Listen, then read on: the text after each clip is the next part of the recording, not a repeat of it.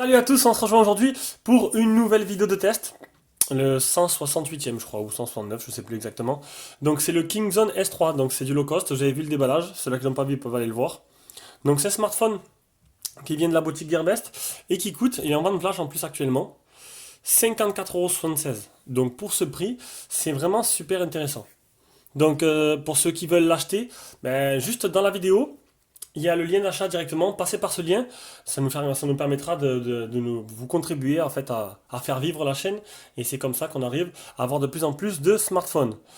Donc, Kingzone, c'est une marque qui, il y a 2 3 ans, sortait pas mal de téléphones. Et puis après, ils ont laissé tomber. Le dernier que j'ai fait, c'est le Kingzone S2. C'était un low cost.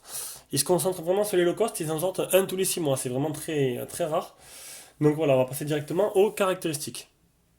On a un écran 5 pouces en 720p IPS, de type IPS, un processeur 6580 quad-core cadencé 1 Go 3, donc pas de 4G sur ce modèle, le 6580 qui est le plus répandu des processeurs quad-core. Un système Android 6.0, 1 Go de RAM, 16 Go de ROM, 5 mégapixels devant et 8 à l'arrière. Bon, les sensors on les verra après. Donc dual SIM, micro SIM, 2 micro SIM apparemment. Et pour les fréquences réseau, 2G, 3G et la 3G toute bande française 900 et 2100, donc pas de 4G. On va les descendre un peu. La batterie, elle est donnée pour 2600 mAh, on verra après. Donc ce S3, il est donné pour ultra fin et shockproof. Donc j'ai pas testé, je me suis pas amusé à casser des noix. Vous avez des vidéos, d'autres vidéos sur internet. Je vais pas commencer à détruire mes téléphones, c'est pas trop ça. Pour vérifier si vraiment le fabricant dit la vérité. Là on le voit quand ils sont en train de planter des clous, casser des noix, taper avec un marteau dessus, apparemment il résisterait. Je sais pas. Donc un écran 5 pouces HD, clear et smooth. Ça, ah oui, capteur d'empreinte qui déverrouillerait le téléphone en 25 millisecondes. On verra ça aussi. Contour en métal. Il parle de l'appareil photo, le processeur, quad-core, Mediatek, 2600 la batterie, un OS Kingzone, Kingzone OS apparemment qui sera optimisé. Donc voilà pour les caractéristiques, on passe directement au design. Design de l'appareil.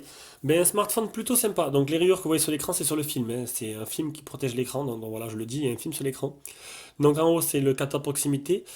L'haut-parleur de tête, l'appareil photo frontal. L'écran de 5 pouces en 720p qui est 2,5D, qui est un peu arrondi sur les bords. On a les boutons qui sont pas sur l'écran, qui sont en dessous l'écran et c'est pas, ils sont pas rétroéclairés. Donc c'est juste argenté. Voilà, on les voit pas dans le noir. Donc du coup, bon, après, c'est pas compliqué de se repérer non plus. On a un contour tout en métal sur le côté. Un gros contour tout en métal. Bon, c'est pas non plus le grand prix du design, hein. Il est pas super magnifique, mais bon, il est simple et il fait le travail. Au-dessus, on a le port jack et le port de rechargement, qui n'est pas du type C. Et à l'arrière, on a le capteur d'empreinte, le simple flash LED, l'appareil photo et une coque qui est nervurée en fait. Et là, quand même pas ça. Hop. Une batterie amovible. Ça, c'est plutôt bien. On enlève le cache, on a une micro SIM, 2 micro SIM et une carte SD qui va jusqu'à, j'ai oublié de le préciser,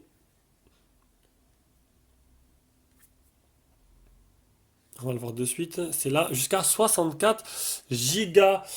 Donc la lettre de notification, il y en a une, elle est là aussi, donc là je n'ai pas pu vous la montrer, mais il y a bien une lettre de notification. Il manque le poids et les dimensions. Donc elles sont juste en bas. Ici, les dimensions, c'est du 143 mm sur 71 par 8,3 mm d'épaisseur. Et le poids, 128 grammes.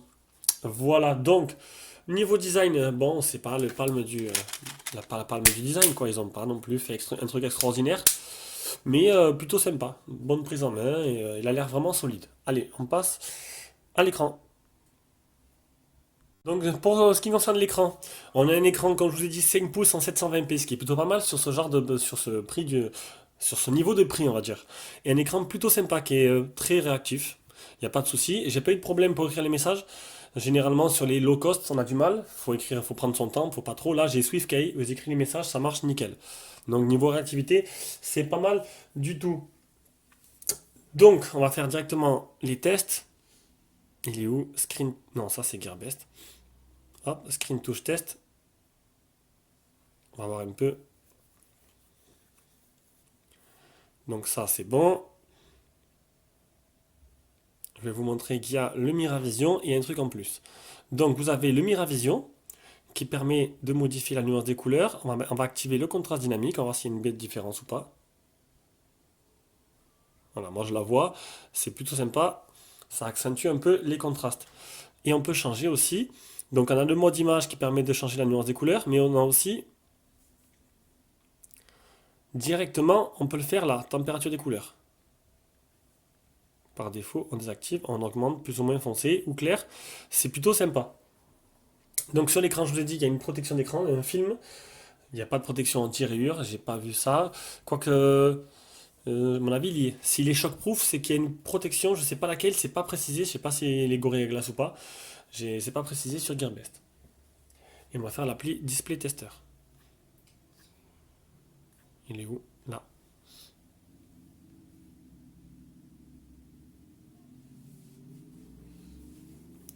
Alors, les pixels morts, les fuites de lumière.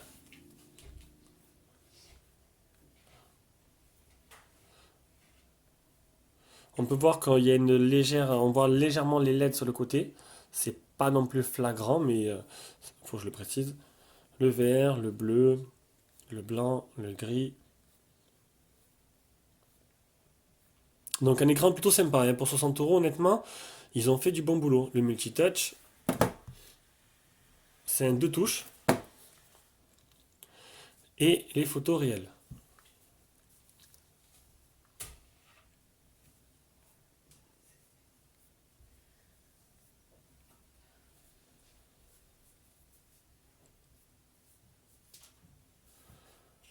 Donc voilà, vous l'aurez compris, un écran joli qui fait bien le travail, qui est plutôt correct. C'est vrai que ça change vraiment du dernier que j'ai fait à 50 euros, qui était le Lego Z5C, qui était vraiment horrible cet écran.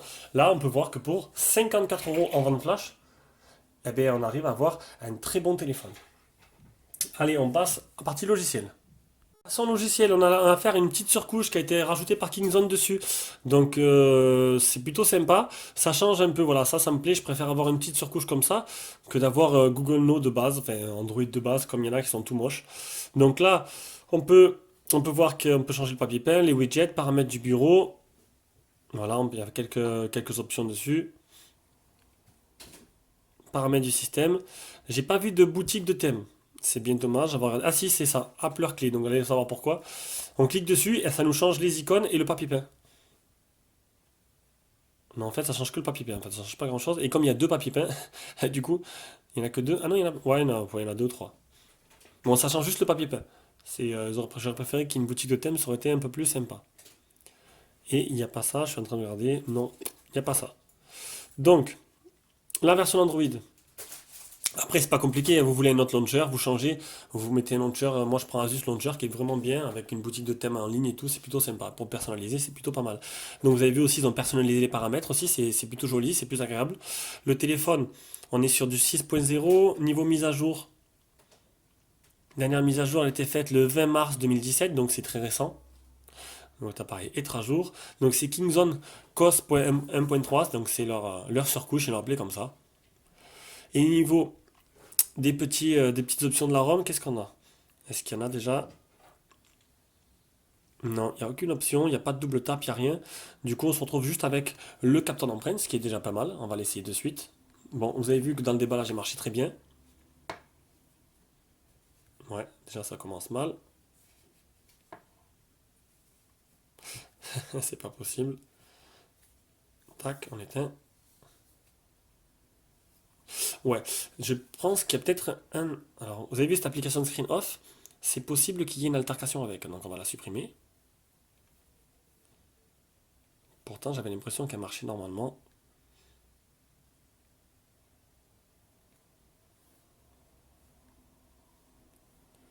Voilà, on va réessayer. Voilà, vous avez vu? Donc, c'est bien ce que je disais, screen off n'est pas compatible avec tous les téléphones qui ont un capteur d'empreinte. Comme là, donc pour celui-là, ben, on peut pas, les deux sont pas compatibles. Du coup, ça permet de, faut le supprimer et après, hop, l'écran marche très bien. Bon, d'origine, il n'est pas installé, hein, ça c'est une application que je mets moi. Donc le capteur d'empreinte marche bien, il est réactif, donc c'est plutôt pas mal. Pour ce prix-là, on va pas en demander trop. Je pense que il me reste plus que le OTG. Bon, il fera pas OTG, hein, je pense pas. Je teste quand même. Donc il fait pas OTG. Les fluidités du launcher, il n'y a rien à dire, ça réagit super bien, c'est plutôt rapide. On m'a demandé de faire une nouvelle application pour voir parce que Kingzone, le S2, il était donné pour 1 Go, mais il avait que 512 de ROM. Et du coup, non, 512 de RAM, excusez-moi. Du coup, on m'a demandé de faire une nouvelle application, donc je vais là dans la galerie où j'ai fait la capture. Là. Donc on peut voir la vitesse interne d'écriture et de lecture. Et on peut voir que la RAM est bien de 1 Go, il reste 222 et j'ai 12,5 mégas de place. Il reste 8,2, donc il y a environ 3,5 qui sont pour le système Android. Le test anti-malware, la ROM est propre, elle n'est pas infectée. Il me restera plus que l'appli Phone Tester et j'aurai été assez complet.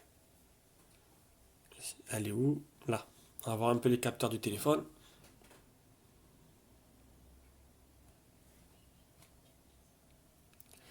Donc, les capteurs du téléphone. Accéléromètre, champ magnétique, boussole, capteur de lumière, capteur de proximité. Donc, ah, ah si, c'est bon. Capteur de proximité marche.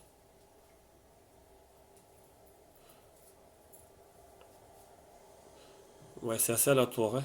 Il n'est pas super réactif, c'est bizarre. Il n'y a pas de capteur de lumière dedans parce que on le voit directement. Mais quand on veut mettre lumière automatique, luminosité, il n'y a pas. Affichage, luminosité, c'est manuel. Donc il n'y a pas de capteur de luminosité. Allez, donc on passe vers la partie performance. Performance avec les benchmarks. On va commencer par le Antutu 23746. Epic Citadel 45,4. 764 pour Geekbench et Multicore 404 1134 et il manque PC Mark, il est là 1705. Donc c'est du 6580, c'est du quad-core, c'est du premier prix, c'est du bas de gamme, mais ça tourne plutôt correctement. Allez, on passe directement au jeu. Allez, on passe à Rayman pour commencer. Hop, non. On va le remettre comme ça.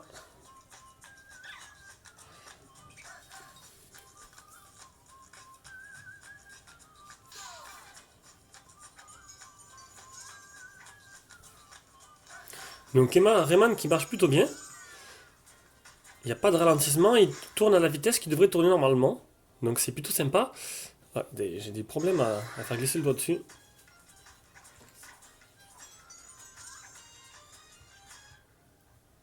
Qu'est-ce que c'est ça? Oula! La caméra elle s'est barrée en même temps. On va refaire un zoom dessus, voilà. Allez, c'est reparti.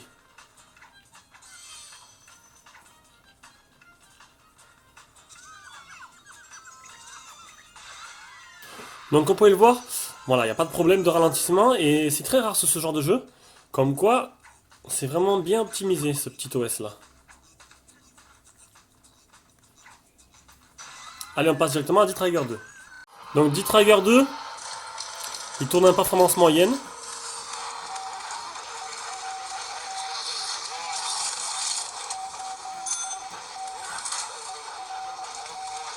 On peut entendre que la partie sonore a l'air d'être bien travaillée par Kingzone. On verra ça après, on va baisser un peu d'ailleurs, on m'entend plus parler. Mais la partie sonore a l'air vraiment pas mal du tout.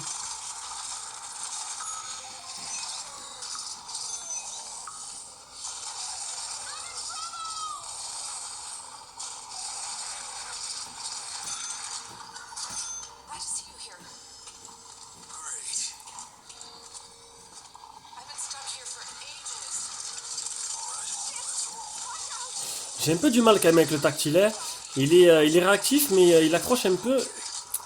J'ai un peu du mal pour les jeux. Mais sinon, on l'a vu tout à l'heure dans Rayman. Ouais, et je sens que le fait qu'il soit de touch, ça nuit un peu à l'expérience de jeu. Allez, on passe directement à Real Racing. Allez, Real Racing 3, donc on va déjà tester l'accéléromètre. C'est correct, ça marche.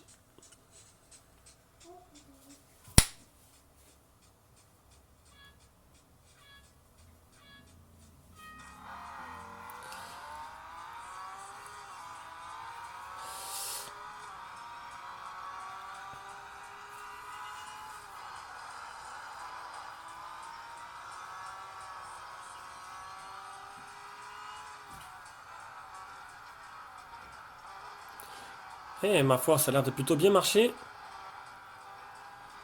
Les jeux lourds ont l'air de plutôt bien tourner sur ce téléphone et ça c'est plutôt pas mal. Graphiquement c'est pas mal.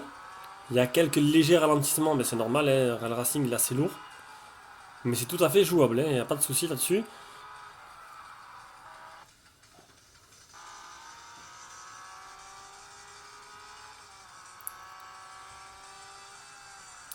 Bah, écoutez, nickel, ça a l'air d'être sans faute pour l'instant. On a même les petits particules de fumée derrière les voitures. Non, franchement, pour l'instant, ce téléphone, il a passé tous les tests avec brio. Et on passe à l'appareil photo. Alors, logiciel appareil photo qui est plutôt banal. Voilà, le logiciel que j'aime pas, que j'ai sur tous les appareils photo, la plupart du temps. Aucune surcouche. Donc, on a bien du 8 à l'arrière. Et c'est tout. Donc on va voir maintenant directement les échantillons que j'ai pris. On passe aux échantillons avec le premier, le selfie. Et c'est plutôt pas mal. C'est plutôt pas mal, regardez.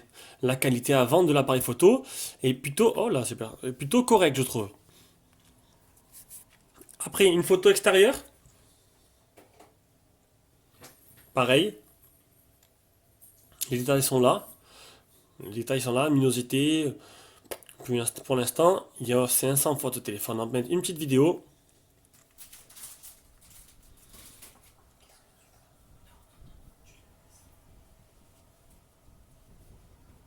Même en vidéo, c'est plutôt correct.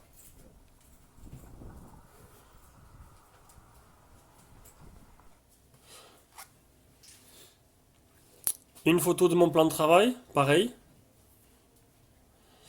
Qualité plutôt correcte aussi. Bon, faut pas trop zoomer, mais sinon ça va. Une photo de nuit. Bon, le flash, il a brûlé un peu le centre de la photo. Pareil, une photo de nuit, une nuit là. Et on peut voir que le flash, ben, il fait bien son travail. Il a été déclenché au bon moment. Donc c'est plutôt sympa. Euh, Quelques photos que j'ai pris. Quelques photos en plus. Allez, quelques photos bonus aujourd'hui. Ah, certains connaîtront peut-être où j'étais ce week-end. Non, plutôt ce week-end. Jeudi c'était. Donc voilà, par l'attraction Magic Land en Suède. Photo de jour.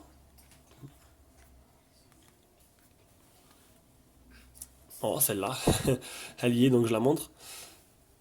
Regardez, vous avez vu, c'est voilà, je ne vais pas vous en montrer des millions, mais voilà, j'ai eu du mal à faire l'autofocus. Mais on peut voir que les détails sont bien retransmis autour de la fleur, et ça, c'est. Franchement, j'ai été plutôt bluffé.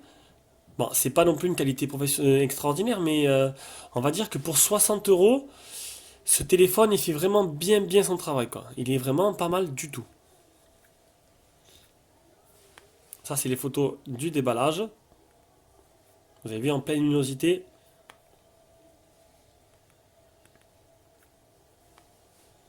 Eh ben, c'est plutôt pas mal. Voilà, donc niveau photo, pour moi, c'est le top du top. Honnêtement, à 60 euros, j'ai rarement vu une qualité aussi bonne. Allez, on continue avec le GPS. Le GPS test 10 satellites, 7 fixés, 4 mètres. Je l'ai utilisé en temps pour aller ben, justement pendant l'attraction jeudi et il a marché nickel. J'ai pas eu de soucis. Le GPS marche correctement. On va directement passer à la partie audio et vidéo. Alors, qualité audio, vidéo, donc la qualité de communication. Et encore une fois, c'est m'a surpris. Elle est très bonne. Elle est au-dessus de tout ce que j'ai entendu à ce qualité, à niveau de prix. Honnêtement, on entend super bien. Et ça, je pense que ce téléphone-là, pour moi, va devenir la nouvelle référence avec le Huance. Parce que je préfère quand même le design du Huance, la qualité du Huance était mieux fini. Mais bon, il est bien fini aussi lui, mais je pense que voilà, entre lui et le Huance, c'est kiff kiff quoi.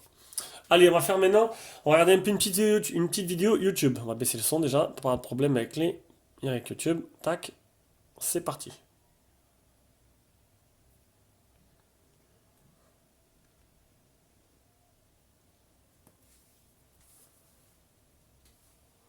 Donc un écran plutôt sympa hein, pour du 5 pouces et du 720p. Je le répète, c'est 54 euros, ne demandez pas la lune, mais honnêtement, ils ont réussi à faire un concentré dans un prix petit, d'avoir une si bonne qualité de partout. Franchement, je reste surpris, et surtout que Kingzone n'est pas non plus la plus grosse marque qui est. Ils n'ont pas habitué à faire des téléphones extraordinaires, et là, franchement, c'est vraiment pas mal du tout. On va directement passer à la partie audio. On laisse encore un peu tourner le film.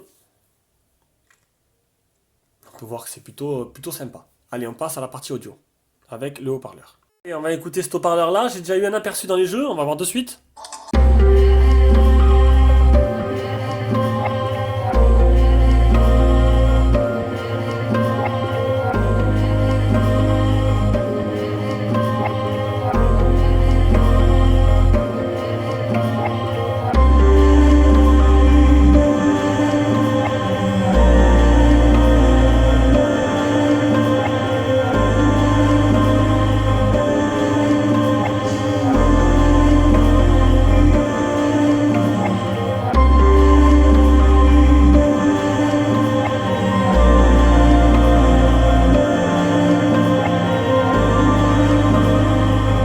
Encore agréablement surpris, donc c'est pas non plus, alors niveau puissance c'est voilà, c'est léger, ça envoie pas la patate, mais au niveau des graves, des aigus, c'est vraiment superbe.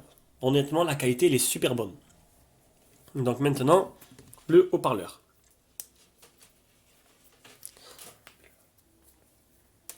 On va tester le port jack, voir un peu ce qu'il donne, s'il grésille pas.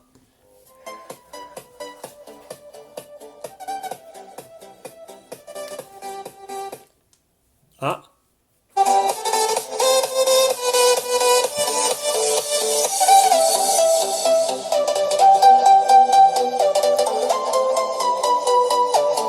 Bon, il marche très bien, en tout cas, il envoie bien la patate ce port jack. Donc voilà. Allez, on passe directement à la partie réseau. Donc, partie réseau. Alors, la qualité du Wi-Fi, vous pouvez voir, je suis sur 4 sur 4. Oui, je suis enrhumé, mais je vais pas éternuer à l'écran. Donc, qualité du Wi-Fi 4 sur 4, c'est très rare. D'habitude, je suis plutôt à 3 sur 4. Ça chatouille, ça chatouille. Niveau 3G, 4G. Donc, pas de 4G. C'est vraiment ce qui manque à ce téléphone. Je pense qu'il aurait sorti 20 euros de plus avec la 4G. Il aurait pu être dans mon guide d'achat des téléphones à 80, 100 euros, que je vais d'ailleurs faire. D'ailleurs, j'ai commencé à faire les sélections. C'est commence à être compliqué à faire des guides d'achat, parce qu'il y a énormément de téléphones. Et voilà. Donc, j'essaie de faire au mieux. Donc, niveau 3G, 4G, 3G toute bande. Voilà, vous n'aurez pas la 4G. Et c'est bien dommage, mais bon, à ce prix-là, je pense qu'on peut s'en passer. Le réseau 3G est quand même très très étendu. Et ça marche plutôt bien, donc il n'y a pas de souci là-dessus. Hop, je bouge un peu la lumière. Donc, on passe à l'autonomie. Donc, une batterie qui est donnée pour 2600 ampères. 2600 milliampères. Je l'ai mesuré à, verdict, on l'a vu tout à l'heure. Je l'ai mesuré à 2156. Donc, bon, c'est pas du tout sur les 2600 annoncés. Et ça se refait l'été un peu voilà, sur l'autonomie de la journée. On peut voir que en utilisation normale, utiliser 85% en... On va s'approcher. J'ai utilisé 85% en 12h41. C'est en dessous de ce que j'aurais pu avoir sur d'autres téléphones. Bon, après, on aurait peut-être pu avoir un écran QHD, mais QHD avec le petit Q. 900 et quelques par 800, ça aurait un peu économisé. Là, ils ont mis du 720p, ils ont voulu bien faire, sauf que la batterie, elle est un peu faiblarde peut-être. Donc là, ça vous durera la journée, puisque 85% en 12 heures, ça va faire du 14 heures environ. Et 14 heures, c'est une journée complète quand même du matin jusqu'au soir, mais largement. Donc une journée, pas plus, hein, faudra pas compter plus. Et c'est déjà plutôt pas mal. Au niveau du rechargement, c'est où je l'ai? Il est là. 580 mAh, donc faudra pas être pressé. C'est du rechargement, du rechargement lent. Donc au moins 2-3 heures pour le charger à 100%. Et au niveau du graphique, vous avez vu, voilà, dès que j'utilise ça, c'est le GPS ici. Dès que j'utilise un peu, ça descend assez vite. Donc un téléphone qui me dit dans la journée suivant l'utilisation, surtout que j'ai fait quand même 1h50 et 20 minutes d'appel. Donc c'est plutôt correct. Et le PC marque à 3h37 qui reflète bien la capacité de cette batterie. Donc, conclusion de ce Kingzone S3, écoutez, un téléphone qui m'a vraiment vraiment surpris. Le seul défaut qu'on peut lui donner, c'est sa petite batterie qui fait que ça durera, suivant votre utilisation, un jour, mais pas deux. Mais même pas un jour et demi, je crois. Je pense que c'était dans la nuit. Mais bon, 14 heures déjà, c'est plutôt pas mal. Vous avez vu, 14 heures une journée, si vous levez à 8 heures, 8 heures et vous rajoutez 14 heures, je vais passer pour un con là. Non, j'ai calculé, mais là, en direct, ça fait 22 heures. Donc oui, ça fait 10 heures du soir. C'est plutôt sympa. Voilà. Donc, 8 heures à 22 heures, ça fait une journée complète. On n'a pas à se plaindre. C'est une grosse journée. Alors, conclusion, un téléphone pour 54 euros, c'est plutôt complet et que je recommande un peu à qui veut un téléphone de ce prix-là. Donc dommage, bon, le guide d'achat, je l'ai fait avant le test. Sinon, je l'aurais inclus dans le guide d'achat. Il sera sûrement dans mon prochain guide d'achat quand je ferai cette vidéo-là. Voilà, voilà. Bisous à tous. La prochaine vidéo sera le HomeTom HT30. Et voilà, ce sera sûrement en milieu de semaine, mercredi. Bisous. Et oh, si vous voulez l'acheter, passez par le lien en dessous, s'il vous plaît. Merci.